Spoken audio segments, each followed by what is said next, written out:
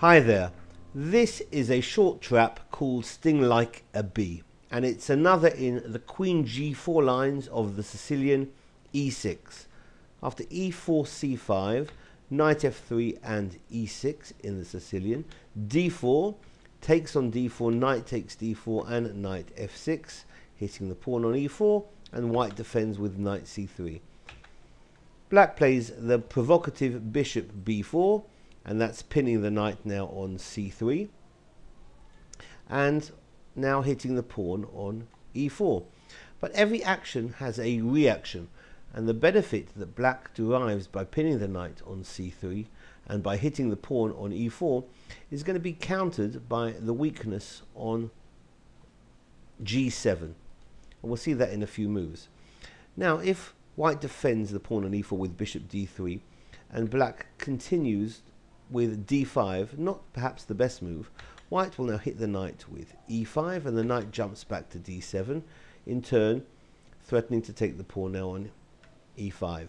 Now white can play the Queen G4 thematic move in this type of position, hitting the pawn on G7 and potentially hitting the bishop on B4 on the 4th rank. Well, black might consider swapping first, trading the minor pieces on C3. So after bishop takes on C3, now B takes on C3. That was a poor exchange for black. In fact, black would have been better off just playing a move like G6, defending like that, and can continue with a slightly inferior position for black.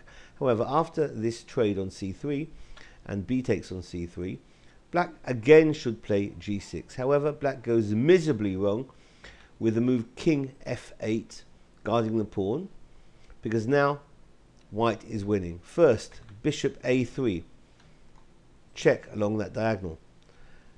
And now when the king moves over to G8, white wins with the sacrifice, or pseudo-sacrifice, knight takes on E6, not only threatening checkmate on G7, but also hitting the queen. So if white captures the knight with F takes on E6, it's queen takes on E6, checkmate. So this has been a trap called Sting Like a Bee. Thanks for watching. Bye bye.